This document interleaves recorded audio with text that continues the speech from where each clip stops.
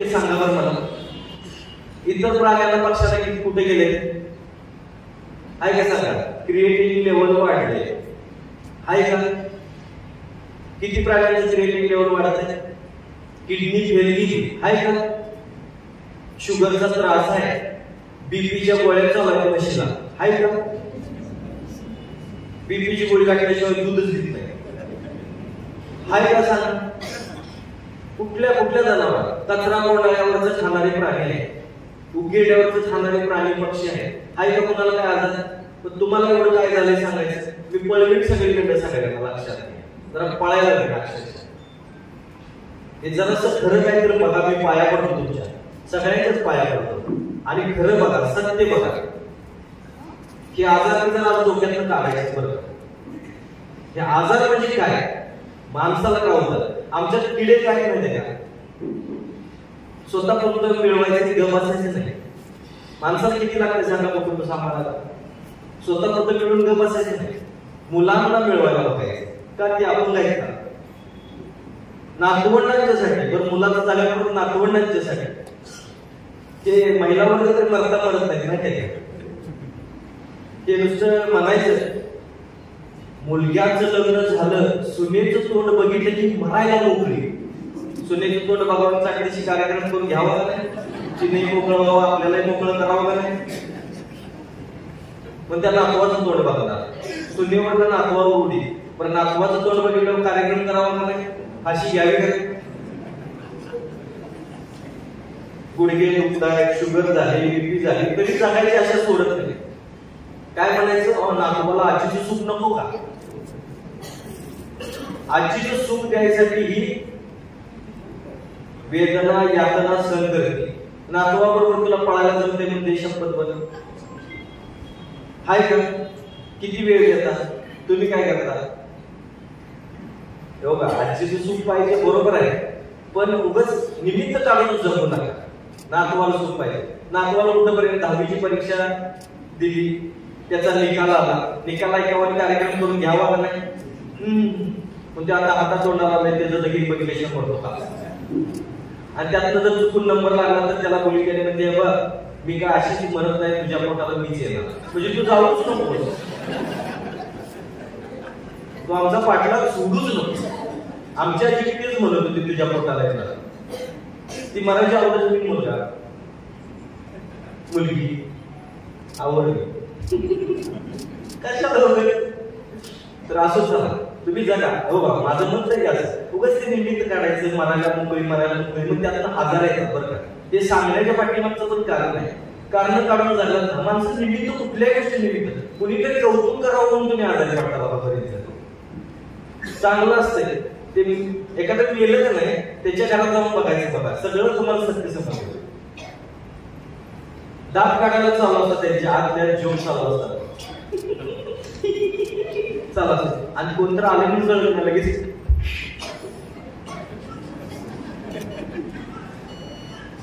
आमच्या ह्यांना भेटायला आलायचं. आता ते मेला त्याला कुठे भेटायला? आमचे सासरे असे, आमचे सासरे तसे. मेल्यानंतर तुम्ही त्याच्यावर जोक मारा, शपथ तुम्ही सांगायचं ही गोष्ट कुठे, तुम्ही पण सांगा कुठे ही गोष्ट. कोणतं भेटायला की रडायचं तर नाही. आणि तुम्हाला खूप पाया पडून सांगतो, नवऱ्याची थोडी किंमत ठेवा. मीच म्हणून आणलो, मीच म्हणून केलं असं नाही. तर बऱ्याच महिन्यांना सवय काय, आमच्या ना कोण पण गट होऊ शकते, कोण पण ते असेच आहे, ते तसेच आहे.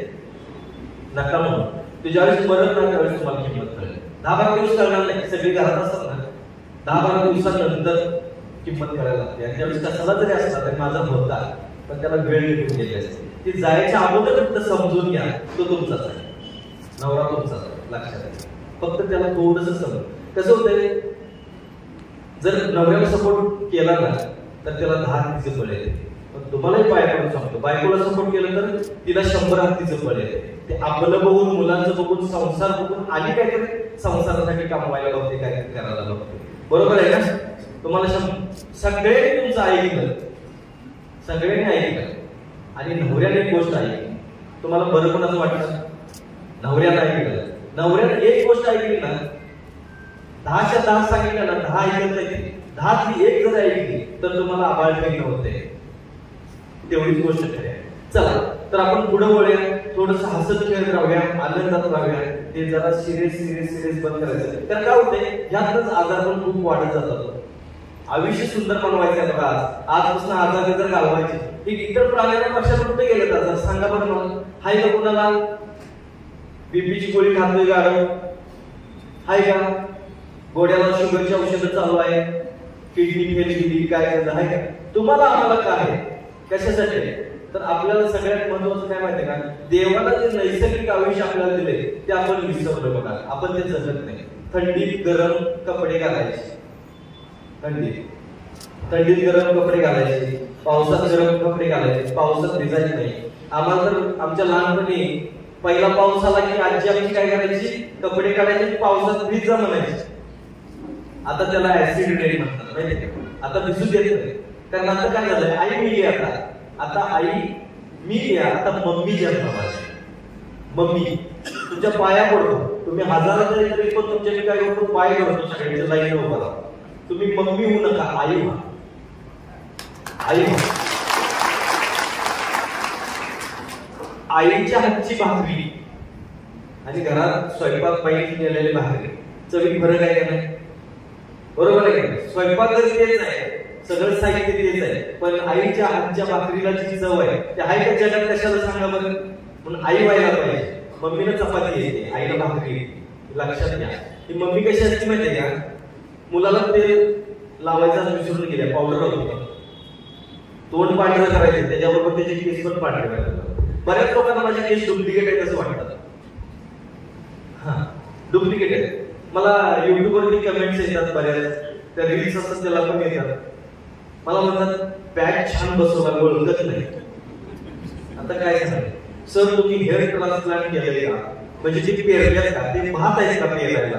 कोकणात राहतो का मी, शेतात भात पेरल्यात ओरिजिनल आहे. आमची आई मारून तेल लावायची, आमच्या आजी आम्हाला मारून तेल लावायची. काय सांगायचं, तेल लावताना नको नको म्हणलं तरी तेल लावायची. शाळेत जाताना आम्ही तेलाचे उघड पुसत जायचं. आणि त्यामुळे एक सपाटा तेल असायचं, 60 गरज नाही, तिकडे लाली लावलेली असायची रप्पाट्याची.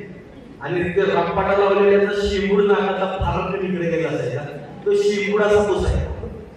काय सांगायचं, वर तेलानं चमकायचं, तिथे शेंबडानं चमकायचं. हाच आमचा मेकअप होता. हसू नका, लहानपणी आम्हाला नाकाने श्वास घेतात माहितीच नव्हतं. नाक सदा कथा हिरव्या गार नाळी लिपलेलंच असायचं, असं नुसतं पुसायचं. आणि ते पण आम्ही शाळेत गमत मित्र सगळी शिंबडी ते आम्ही असं ते हळूहळू जे मोठ्यावरून यायचं एवढं भारी वाटायचं. काय असं जर भारी पिढी यायचं, मास्तर म्हणे काय शेवड्या म्हणजे सारखं ते ओढायचं. आणि ते ओढलेलं डायरेक्ट नाकाला मावायच नाही. असं पुसलेलं त्याच हाताने जाऊन जेवायचं. आईने मीठ घातले काय माहित नसतं, पण त्यावेळेस आम्हाला काही होत नव्हता, कुठला आजार नव्हता. शेवटी सोसली काय सांगायचं. आता काय सांगायचं, आता अपार्टमेंटच्या चौकात ती एवढीशी घसरगुंडी, त्याच्यावरती त्या बाळाला ठेवायचं, बबूला, बबू काय म्हणायचं, बबू. आणि त्याला म्हणायचं बबू पडशी हळूहळू बोलतो, बबू हळूहळू. बबू बरोबर तेवढ्या घसरगुंडीवरून पडतो. बबूला एवढं लागलं की बबूला दवाखाना, बबूचा पाय ऍक्सिडेंट मध्ये बबू असा वाकडा. काय सांगायचं. स्कूल बसला मम्मीला सोडायला जात असते बबूला, बबूला पावडर मागायची, थांबायची, फाट करून. आणि स्वतः मात्र 15-20 मिनिटं साडी असायला. आणि ते 30 वेळा बघायचं. जायचं असते तिथे 30 वेळा इकडे तिकडे करत, तोपर्यंत तेवढ्या 30 पावलं मला जायचं असतं. त्यावेळी 30 वेळा बघते. माहिती आहे नवऱ्याला पण बघू म्हणजे, पोराला पण बघू म्हणजे. बघू केले की 2 बघू पडले ते छोटा बघू मोठा बघू. अहो दादा, परवा पुण्यात गाम कुठल्याला मला एक मॅडम होती, आता नाव नाही सांगणार मी.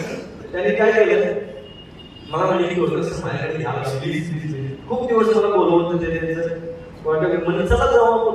एकदा गेलो, तर मॅडम यायचे होते, मी मॅडमला फोन केला त्यांच्या घराच्या इथे जाऊन, म्हणलं मॅडम आम्ही आले, तुम्ही कुठे आहे? हो सर आला का तुम्ही? सॉरी सॉरी 2 मिनिटात येते, 2 मिनिटात येते. खरं मॅडम काल म्हणून आल्या आमच्या समोर सर सॉरी सॉरी म्हणतो मला सॉरी मग सॉरी. ए प्रकाश अरे इकडे तुला काय कळतं का नाही? तुझा दिमाग बिमाग आहे का? अरे कोणकोण सगळी थांबले तुझ्या समोर आणि तू घरात काय करतो? डिक्कीतलं सामान नाही पटकन चल नको पहिले. ते प्रकाश आपलं सामान उचललं घरात गेला. नंतर मी प्रकाशचा नाही जोडीने फोटो होता, मी नोकरा म्हणून याचा फोटो कसा काय? नंतर कळलं नवरा होता. सगळी परिस्थिती प्रकाशला आले तुरे आमच्या आईने तर असं आमच्या बाला बोललं पडली इकडे रे आमच्या बाळाला आखरीच पुरली आहे तुला वरणाने सारवून गवत असतात.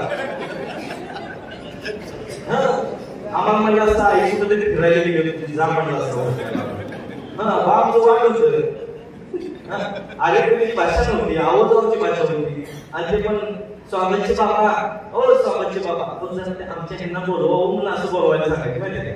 आता आहे का तसं राहिलेलं का? इकडे तिकडे झाले कामगारांसारखं ते जायला एक मी आमच्या आयुष्यात बघा फिक्सच राहिला आता आहे का नाही.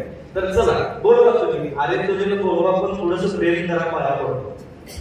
आता तेच म्हणायचं वेळ आली दुसरं आपल्या हातात आहे बाबा. कारण कसं आहे नातं सुंदर आहे अजून सुंदर ठेवायला पाहिजे हसत खेळत राहायला पाहिजे. छोट्या छोट्या गोष्टींसाठी कधी घाबरू नका. हे आजार म्हणजे नेमकं काय त्याचा विचार करा. तुम्हाला आजार माहिती आहे त्याची लक्षणं माहिती आहेत का? सांगा बरं. शुगरचं लक्षण सांगा. 5 लक्षणं आहेत माहिती आहेत का तुम्हाला? आहेत का त्याच्यात? ती दिसायला पाहिजे कमीत कमी आपल्याला. तुम्ही काय करता? कुठेतरी काहीतरी झाले म्हणायचं तिथं जाऊन तपासणी करायची. अंग दुखायला लागलं पाय दुखायला लागले अमुकच झालं तमुकच झालं. काय काय लोक टेम्परेचर आलं म्हणून तपासायला झालं किडन्या फेलाय म्हणून कळते. लक्षणं बघा. मी पाया पडतो आजार नाही असं नाही आहे. विज्ञान सुद्धा काय सांगतंय की 70% ही मानसिकता आहे आणि 30% आजार. तुमच्या अंगाचे 30% आहे आणि 70% मानसिकता आहे. आयुर्वेद सांगते 80% मानसिकता आहे 20% आजार आहे. आणि अध्यात्म सांगते 10% फक्त आजार आहे 90% तुमची मानसिकता आहे. आणि मानसिकतेवरच खरंच खूप अवलंबून असते बरं का. काय होत नाही आपल्याला काय होणार नाही म्हणा तुम्ही रोज रात्री झोपताना बघा खरंच काय होत नाही.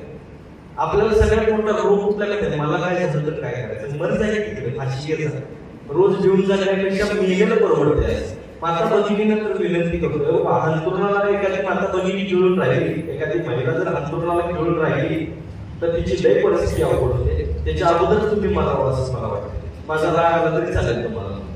कारण अंतरुणाला पुरुष गिळून राहिला तर बाई कसं का असणार शेजारची 2 माणसं बोलून का असणार त्याला बाथरूम मध्ये देऊन आंघोळ घालू शकते. तुमची परिस्थिती काय शक्य आहे का? नवरा बाईचा बोलत राहतो तुमच्यावर कधी म्हणते कोणाशी ती पण मोकळी ना आम्हाला पण मोकळं करायचं.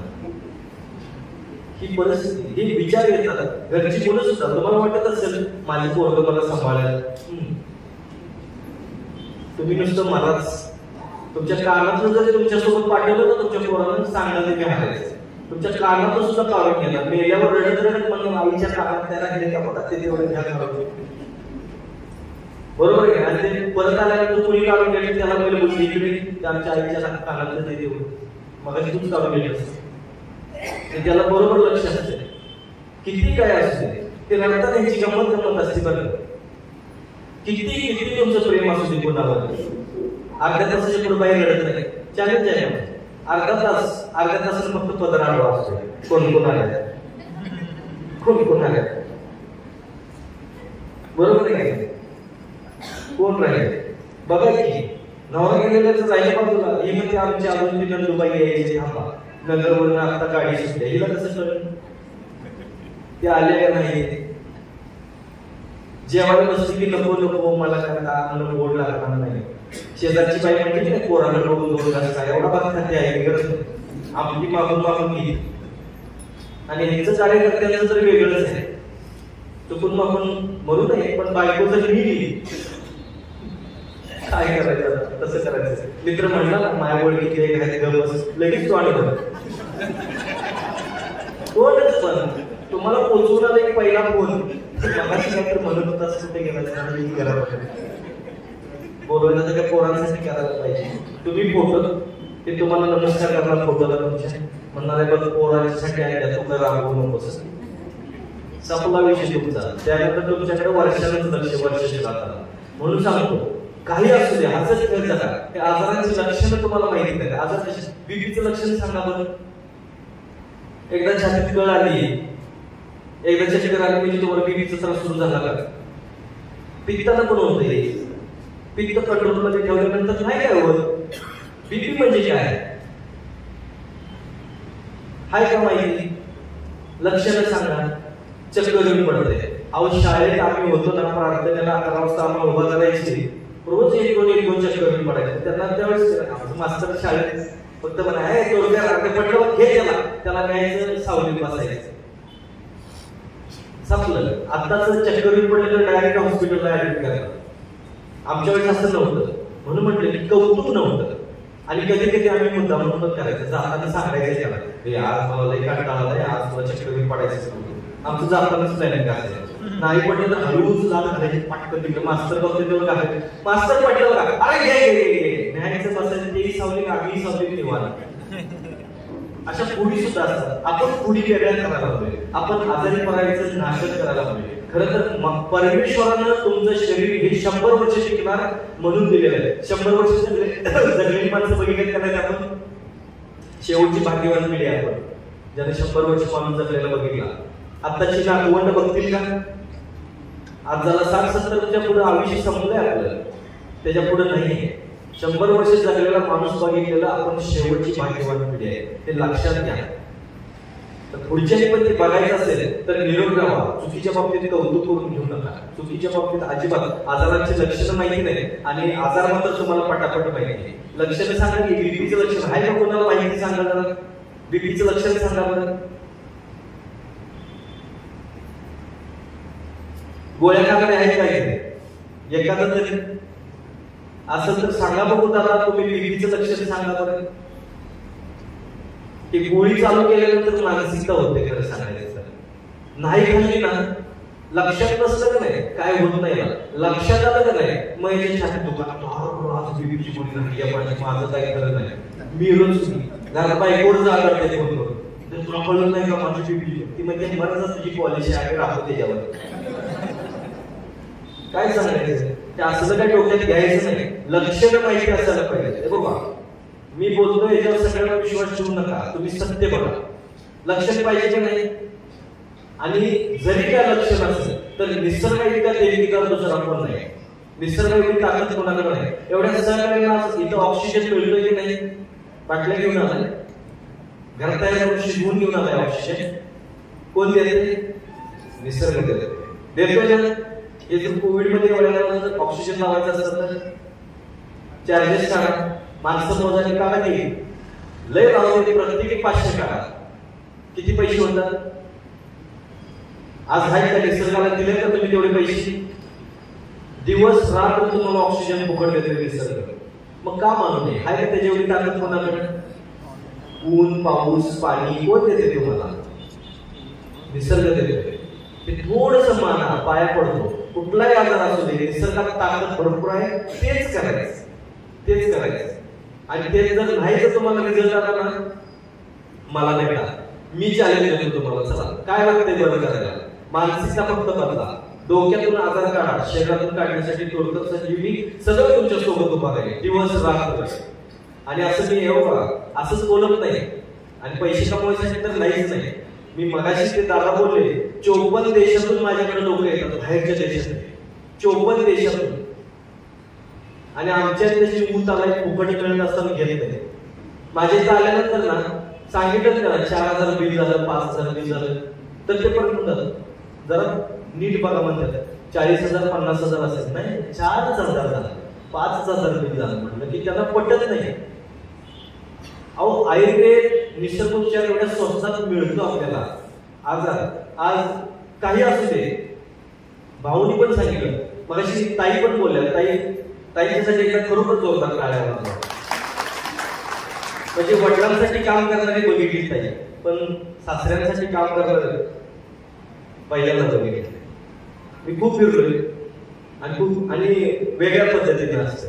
तर तुम्हाला बरोबर सल्यूट आहे आणि तुमच्या कार्याला तुमच्या माझ्या खूप शुभेच्छा. हा, वयाने मोठा आहे त्यामुळे आशीर्वाद पण राहतील ताई. तर ठीक आहे, चला. पण कसं आहे ते लक्षात घ्या, आयुर्वेदामध्ये ताईने पण सांगितले की आमचा हल्ली जग सगळं आयुर्वेदाकडे वळायला लागलेलं आहे. मागाशी आम्ही बोललो ताईच्या बरोबर त्यावेळेस म्हटल्या, तर खरंच आहे आणि वळलं पाहिजे. आयुर्वेद हा भारत देशाचा आहे. आपल्याला त्याच्याबद्दल गैरसमज खूप आहे. आयुर्वेदामध्ये खूप दिवस औषधं खायला लागतात म्हणजे 3 महिने 6 महिने वर्ष 3 वर्ष. अहो, थायरॉइडची गोळी आयुष्यभर खातात, बीपीची गोळी खातात, शुगरची गोळी खाता की नाही? मग ती जास्त दिवस खायला लागत नाही का? त्याला पण तुम्ही म्हणत नाही त्या खूप दिवस खायला लागतात. तुम्ही जगायसाठी जो प्रयत्न करताय ना तो तुम्हाला लवकर संपवायला लागला. हे लक्षात घ्या. मेणबत्तीप्रमाणे तुम्ही राहायला लागलाय. तुम्ही जे औषध खाता ना तो मेणबत्तीतला धागा आहे माहिती आहे. मेणबत्तीतला धागाच मेणबत्तीला संपवतोय. तसं जे तुम्ही खाताय तेच तुम्हाला संपवायला लागले. तुम्ही मेन होऊन बसता.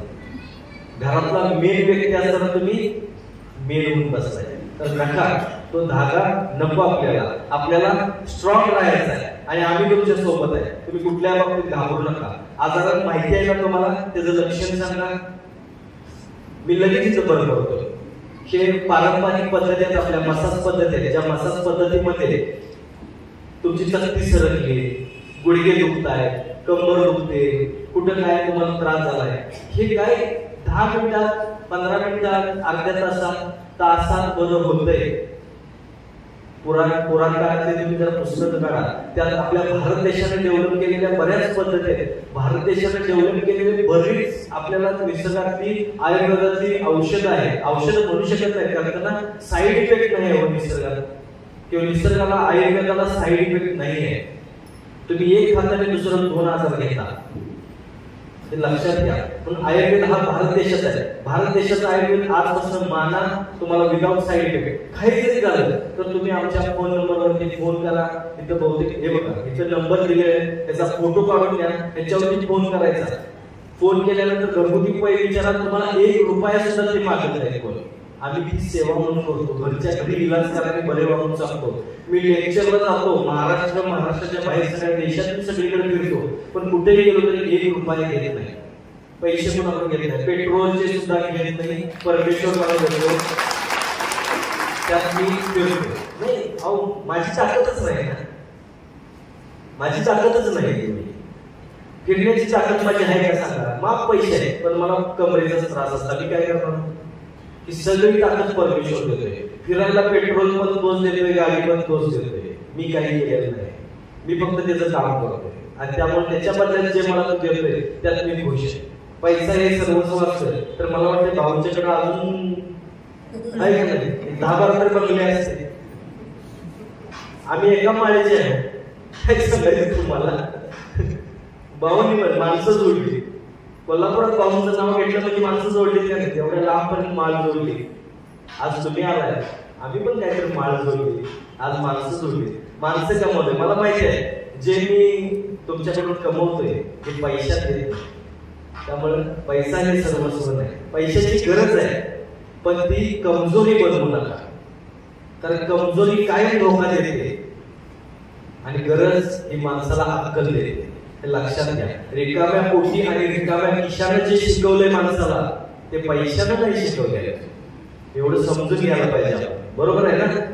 आणि कुठेही पैसा खर्च करायचा नाही. बिनकष्टाचा आहे का? तुम्ही जे पैसा खर्च करता, आज माणूस लाख रुपये 60-70 हजार लाख रुपये घातल्याशिवाय जन्माला येणार आणि 2-4 लाख रुपये घातल्याशिवाय मरणच झालाय. म्हणजे 5 लाख रुपये तुम्हाला जन्माला यायच्या अगोदरच तुमच्या नाव असायला पाहिजे. आहेत का? असतील तर द्या मला, मी बघतो. मारायचं मी बघतो. जन्माचं काय मी काय करू शकत नाही. लाख रुपये तुमचं जेव्हा 4 लाख रुपये द्यायला मला आहेत का? प्रत्येकी 4-4 लाख रुपये काढा. कशाला उगाच पैसा खर्च करता? घरगुती उपाय सांगतो ते करत झालं. निसर्गाने भरपूर दिले. माता भगिनींना विनंती करतो, माझ्या सगळ्यात जास्त घरगुती उपाय करणाऱ्या महिला वर्ग आहे. तुम्हाला थँक्यू त्याच्याबद्दल खरोखर. आणि तुम्हाला पण पाया करून वाचवा की आता त्यात तरी कशात हात उचलला आणि कोण वाजवत नाही वाटतं मला. चला तुम्हाला पण पाया पडतो. खिशात पैसा असला म्हणजे तो कुठं पण खर्च नाही करायचा. योग्य दिशेला पैसा खर्च करा. तुमच्या शरीरासाठी. शरीर हे कमी खर्चामध्ये चालणारं साधन आहे, माहितीये का? भाकरी ताकद आहे का पिझ्यामध्ये ताकद आहे? भाकरी स्वस्त आहे का पिझ्झा स्वस्त आहे? मग स्वस्त मध्ये ताकद आहे का नाही? एखादी गोष्ट महाग आहे पण गरजेची आहे, आणि एखादी वस्तू स्वस्त आहे पण महत्वाची आहे. तुम्ही काय घ्या? गरज बघणार तर महत्व बघणार. महत्व बघायला पाहिजे. महत्व कशाला आहे ते घ्यायचं, आणि महत्व आहे ते स्वस्तात आहे. रोज तुम्ही भारीतली साडी नेसून राहू शकताय का घरात? हा, त्या भारीतल्या साडीचं लय नखरे असतात. ती नेसायला तर अर्धा तास लागते, आणि ती नेसल्यानंतर बाईची चालच बदलते. कार्यक्रमाला जाताना बायका नेसतात बघा, भारीतली साडी नेसतात, चालच बदलते, बघण्यासारखं चालतात. काय सांगायचं? तिला एक घडी व्यवस्थित घालून ठेवायला लागते, नाही ती आणि नारायण तर काय करायचं? असं साडीचं आहे, बरोबर आहे का? साधी साडी, साधे ड्रेस घातले विशेष कर. तुम्ही आम्ही घालतो का रोज 5,000चा शर्ट कोण घालते का? मी पण घालत नाही. 500-700 रुपयाचा शर्ट 10 कार्यक्रम केले असते त्याच्यावरती, म्हणजे पण कार्यक्रम 50-60 रुपये खर्च. विशेष कर. बायकोला कामाने धुवायचं. चला तर बघा, स्वस्तात चालते. भाकरीची ताकद ती पिझ्झा बर्गर येत नाही. महागातल्या वस्तू, महागातली औषधं, महागातली ऑपरेशन ते तुम्हाला संपवतात. लय मोठं ऑपरेशन झालं, लय खर्च झाला, 200 वर्ष झालं का? दाखवा एखादी व्यक्ती, जाऊ दे 100 वर्ष झालं ना, हाय का? लय मोठं ऑपरेशन झालं आणि 100 वर्ष झालं आहे, हाय का? बोला काय पटतंय का? हा, ऑपरेशन केलेलं नाही, काय नाही, खाऊन पिऊन दणदणीचा व्यायाम करते रोज. काय झालंय त्याला? मी आजही व्यायाम करतोय. मी बोललो नाही, त्या दादाला हॉटेलवाल्याला सांगितलं सकाळी 6 वाजल्यापासून 8 वाजेपर्यंत व्यायाम करतो म्हणून. 2 तास व्यायाम रोज करतो. करायला पाहिजे. आता आपण 25 आहे, स्वतः फील करायचं. ही जी आहे ही सगळी मनाली असं मला वाटतंय. म्हातारा झालं म्हणतात उगाच आपलं स्वतःला म्हातारा समजू नका. पाया पडतो की आता काय झालं की 50 वय संपलं, आता काय चालतंय गेलं, जा बघू. आई मात्र जा बघू. नाही तसं काय म्हणायला पाहिजे असं नाही, पण केलं तर चालतंय का? निरोगी राहायचं, व्यायाम करायचं, 25 समजायचं. हा, मागे एकदा मुलगी बघायला गेलो होतो. आता त्याच्यात काय किडे होते ते तुम्हाला काय सांगायचं. त्याने जो फोटो पाठवला होता व्हॉट्सअपवरती, त्यात जो टी शर्ट होता तो त्याने मला घालायला दिला. त्याच्या मी गेलाच नाही. दोघांचं माप एकच आहे. ते जरा माझ्यापेक्षा जरा असं जाडचा व्यायाम करते, त्यामुळे त्याचा टी शर्ट घातला. मी काय म्हणतो गेलो, दोघंच बसतो. पूर्वी चहा घेऊन आल्या परेशान, हे आहे का ते आहे. टी शर्ट तर त्याच्या अंगावर दिसतोय, चेहरा तर तिकडं दिसतोय. त्या आईला म्हणून विचारले यांचं कुठला आहे. आई म्हणजे इकडलं माझ्यापेक्षा मोठा आहे. राहायला पाहिजे. उगाच मुलग्याला मित्र म्हणायचं नाही. मित्रासारखं तुम्ही पण वाटलं पाहिजे ना. तर एवढं उडा आलंय, छप्पर उडालंय, आणि उडालं तरी काय माहितीये का, नवऱ्यावर चांगलं ठेवायचं असेल ना, तुम्हाला एक साधा मंत्र देतो. काय माझी दिसतंय तुम्ही म्हणायचं. दिवसांदिवस तरुणच बघा, नसलं तरी आरशासमोर जाऊन भाग पाडत असतो. पोट कमी झालंय काय लगेच असं आपण उभारलं. असं करणार पाहिजे. येताना त्यांना साडीच घेणार, तुम्हाला भांडणार नाही तुमच्यासाठी. काय लागतंय? आणि ह्यांना फक्त म्हणायचं तुझ्या हाताला चवच वेगळी आहे, एक नंबर जेवण. फक्त डबा कोणी दिलाय का बघा. शेजारची लय चाललेलं असतं अशा वेळी. शेजारची बाई भाजी चालत झाली की नाही, भाऊजीला जीव येतो म्हणत्या. आणि आम्ही म्हणतो त्या मी येतोच म्हणतो. डब्यावर नाव वाचायचं, बघायची कोणी दिलाय, भाजी कोणी केली ग अगोदर विचारा. नाही चुकून आईने केली असेल तुमच्या, आणि तुम्ही म्हणाल तुमच्या हाताला चव वेगळे, भाजीला भाजी, तर तुम्ही आजूनच मेला. चला तर पुढे जाऊया आपण बोलतो. आहे ना तुम्ही सोबत? नक्की. चलो तर आज तसं घाबरायचं नाही. घरगुती उपाय, केसांपासून तळपायापर्यंत आणि तळपायापासून ते केसांपर्यंत निसर्गाने सगळ्या गोष्टी तुम्हाला दिल्या. तुम्हाला छोट्या छोट्या गोष्टी सांगतो. बऱ्याच लोकांच्या तळपायाची ढग होते, हातापायाची ढग होते बघा, खूप अस्वस्थ होते, पायाखाली कागद ठेवल्यासारखं वाटतंय असं फरशीवरून चालताना. तर अशा लोकांनी टोमॅटो मधून चिरायचा, बिया काढायच्या आणि गरम तव्यावरती तो टोमॅटो उकडा ठेवायचा. तो टोमॅटो गरम झाला पाहिजे, करपायचा नाही, काळा करायचा नाही, थोडासा सॉफ्ट होतो, थोडासा मऊ होतो, तेव्हा तो काढायचा आणि गरम गरम खायचा. 3 दिवसामध्ये हातापायांची ढग गायब. 21 दिवस करायचं, परत वर्षभर मागं वळून बघायचं नाही. याच्यातून शुगर सुद्धा तुमची नॉर्मल आहे, कारण बॉडीची उष्णता कमी होते. शुगर म्हणजे उष्णता एका स्टेजला जाते त्याला शुगर म्हणतात. उष्णता एका स्टेजला जाते त्याला शुगर म्हणतात. शुगर म्हणजे साखर तयार होती का बॉडीमध्ये? हा, नाही तर कारखानाच काढला असता आम्ही, बरोबर आहे का? बायकोने तर बाहेर सोडलं नसतं, तोंडात पत्रा काढला असता, अर्धा किलो कारखान्यामध्ये जा म्हणजे, हे लक्षात ठेवा. तर शुगर म्हणजे उष्णता एका स्टेजला जाते त्याला शुगर म्हणतात, बाकीचं काही नसतंय. आणि उष्णता कंट्रोल मध्ये ठेवली की शुगर ऑटोमॅटिक कंट्रोल मध्ये येते, त्याला घाबरायची गरज नाही. आपल्याला वाटतं शुगर झाली की हातपाय म्हणजे बरेच गॅंग्रीन होते, जखमा बऱ्या होत नाही. किती लोकांची शुगरवाल्यांची आजपर्यंत हातपाय तोडले सांगा बरं? गॅंग्रीन झाले, पाय काढला, किती लोक आहेत? ज्यांच्या डोक्यात किडे जे असतात ना त्यांना तसं होते, मला शुगर आहे, मला शुगर आहे. एकेकाला 250 शुगर आहे, लक्षणं काहीच नाही, पाया पडतो, मान्य करू नका. 250 शुगर. प्रत्येकाच्या शरीरामध्ये घटक वेगवेगळे असतात. हाताची 5 बोटं सारखी आहेत का? स्त्री आणि पुरुष सारखा आहे का? मसल्स मध्ये फरक आहे, सगळ्यांमध्ये फरक आहे, उंची, ताकद सगळ्यात फरक आहे. पुरुषांच्या मध्ये सुद्धा पुरुषांमध्ये ताकदीत फरक आहे, उंचीत फरक आहे. फरक आहे का नाही?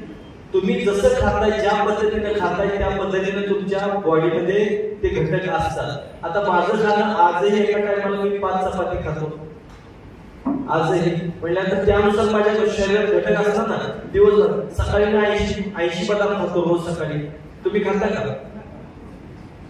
आजही 2 तास व्यायाम करतो आणि 80 बदाम खातो. तुम्ही खाता? तुम्ही कधीतरी शिऱ्यात गावलं तर एखादं गावत असं तुम्हाला ते बी नाही, पण मी रोज खातो, त्यानुसार माझ्या शरीरात घटक असेल. हे बघायचं कधी, चेक कधी करायचं? जेव्हा त्रास होईल तेव्हा.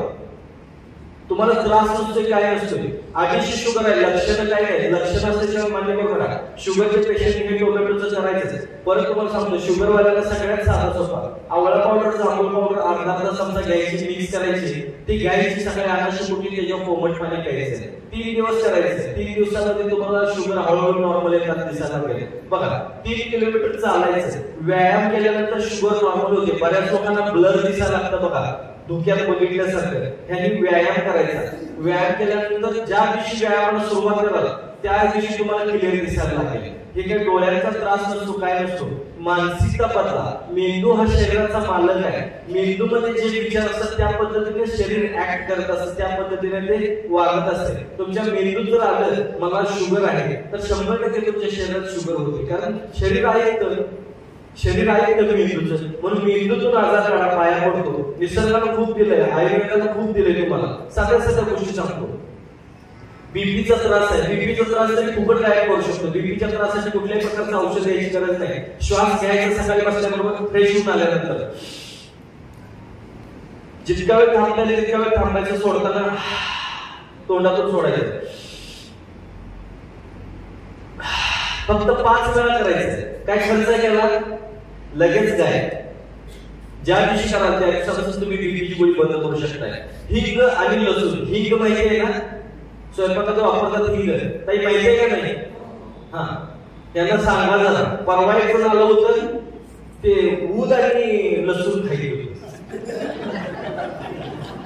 ऊद घेऊन आले. काय सांगायचं मला म्हणते, हो हे हिंग बरोबर आहे का? अहो म्हणलं हे ऊद आहे आता, हिंग कसं? अहो काय सांगताय? तरीच म्हणलं तुम्ही महिना झाला खायला, मला कसं तरी गाव आहे, तरी दूध काढायची नशीब म्हणतात. त्याच्या वेळेला कोळसा गिळशील का नाही म्हणतो. हिंग खातोस त्याच्या वेळेला कोळसा गिळशील का नाही म्हणतात. काही समजत नसेल तर समजून घ्या, नसेल तर फोन करा. मी पाया पडतो. मी काय फोनचे पैसे मागतो का तुमच्याकडे?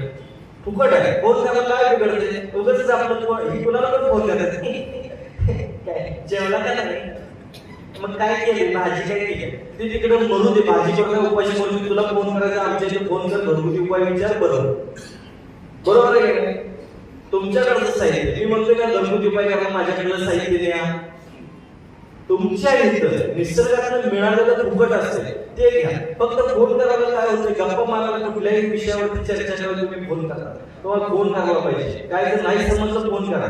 आणि हिंग, काय ऊद नाही बरं का, हिंग आणि लसूण समप्रमाणात घ्यायचं. अर्धी लसणाची पाकळी आणि तेवढाच हिंग घ्यायचा. हे दोन्ही मिक्स करून घ्यायचं, खायचं. ज्या दिवशी खाल त्या दिवसापासून बीपीची गोळी गायब.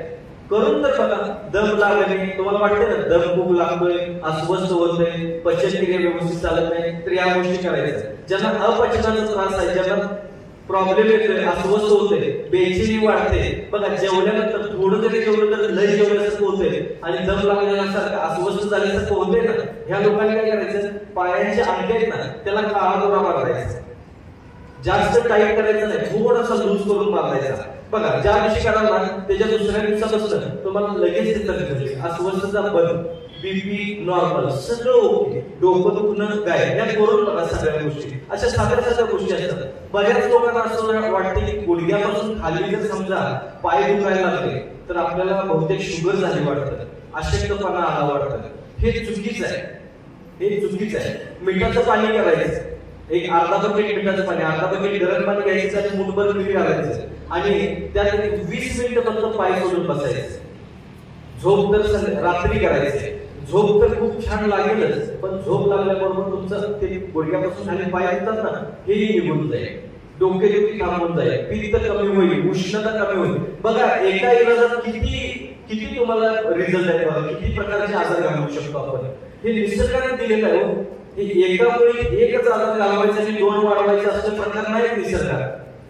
एका आजारावरती, एका इलाजावरती 4-4, 5-5 हजार बरे होतात आणि हे फक्त निसर्ग करू शकतो, लक्षात घ्या. म्हणून तुम्हाला सांगतो की हिंमत ठेवायची, सगळ्यात महत्वाची हिंमत. आणि हिंमत आहे तर किंमत आहे, हिंमत नाही तर किंमत नाही. रामायण बघितले का सगळ्यांनी? रामायण मध्ये बघा सगळे रडलेले, प्रभू रामचंद्र रडले, लक्ष्मण रडला, सगळे रडलेले. दशरथ राजा रडला, त्याच्या 3 राण्या रडल्या. रडल्या का नाही? मारुती कुठं रडला का बरोबर? त्याच्याकडे हिंमत होती, त्याला रडायची गरज नव्हती, हे लक्षात घ्या. तो काय म्हणला, सीताला शोधायला जायचंय ना, काय करावं लागतंय, नंतर समुद्र पार करावं लागतंय. किती आहे? 1400 किलोमीटर अंतर आहे. किती? 1400 किलोमीटर अंतर. इट्स ओके म्हणला, लगेच जंप केली, 1400 किलोमीटर गेला, शेतीचा शोध लावला. बरोबर आहे. तुमच्या आमच्यासारखं जर हनुमान असता, मारुती असतं, तर आता मी जर मारुती असतो तर काय पहिला विचार केला असता, आईला समुद्रातून जर आपल्याला मध्येच पडलो तर काय करायचं? पहिले सेफ्टी बॅग घ्यायला पाहिजे मला. तो खरेदी करायला गेला असता मार्केटला, रामाला म्हणला असता 1000 रुपये द्या, सेफ्टी बॅग घेतो, मध्ये चुकून पडलो तर काय करायचं? बरोबर आहे. आता तुझ्याच बायकोला हो काय निघालं, खर्च नको का, रस्त्यात चहा पाणी प्यायचं म्हणल्यावर 200-500 लागणार, ते द्या. बरोबर आहे का? म्हणलं सगळं. लक्ष्मणाला पाण लागला, मूर्छा आली. बरोबर आहे. सुकेन वैद्याने काय सांगितलं, सकाळ दिवस उजडायच्या आत संजीवनी बुटी आली पाहिजे. आता हिमालय कुठं आणि लंका कुठं? देशाचं ते टोकते, हे टोक. ठीक आहे म्हणा, पटकन उडाला. शास्त्र सांगते फक्त जाताना रेष दिसली आणि संजीवनी बुटी घेऊन आला. तुमच्या आमच्या जन्म असतात तर काय म्हणलं असतात? ज्याला हिंमत नाही तर काय म्हणलं असतं? आता काय कुणाचं हेलिकॉप्टर बघावं, काय करावं, रात्री तिकडे जाऊन येणं काही शक्यच नाही. काय करावं? बरं हेलिकॉप्टर घेऊन गेलो, गावली संजीवनी बुटी तिथं गावते का नाही कुणाचं? गावली कवळी मला नाही, वैद्य म्हणला तर आला जुनी पाहिजे होती, जून पाहिजे होती, तर आता काय करायचं? जून आणली तर म्हणलं असतं धापीच पाहिजे होती, धाप्याचं मुळ पाहिजे म्हणलं असतं तर काय करायचं? म्हणलं असं नाही, त्याच्यापेक्षा भाऊ दे नाही आलं तर. आणि राम काय म्हणणार, कशाला गेला तुला जमत नव्हतं तर गेलाच कशाला? रामाने म्हटलं तर काय करायचं असं म्हणून आपण ते टाळलं असतं, कारण आपल्याला हिंमत नव्हती. मारुती कसा म्हणाला, काय पाहिजे? संजीवनी बुटी. It's okay. लगेच गेला, हुडकत बसलाच नाही, डोंगरच उपटून आणला. त्या वैद्याच्या पुढे ठेवला, तुला काय घ्यायचं ते मुळ घे, कवळी घेणं तर जून घे. बरोबर आहे. काय घ्यायचं ते तुझं तू घे. त्याला म्हणायची हिंमत. त्याला म्हणायची ताकद. आमच्याकडे निमित्त काय करू साहेब, लई डिप्रेशन मध्ये का ती फोनच उचलत नाही हो. त्याला आला डिप्रेशन. 20-22 वर्षाचं पोर होते आलं, असं वाटलं ना आज घेऊन जात असं समजून सांगावं. कशाचं प्रेम करते ही, दगडावरती नाव लिहिलं गेल्यावर वय तिचाच आहे. तुझा कोण तुला दगडावर नाव लिहिलं, मला खरं सांगा, ज्याने ज्याने दगडावर नाव लिहिली त्यांच्या आजपर्यंत झाल्या त्यातली 95% व्यक्ती जे कॉलेजमध्ये धोका खाल्लाय, आयुष्यात धोका खाल्लाय 95%. आणि अजून असं काय अजून ती तुटते होती ज्यासाठी तिला 2 मुलं झाली, तुझं तिला अजून तू काय झालं काय नाही. आम्ही पण त्यात निघालो. तुम्हाला वाटतं युवा काय असंच काय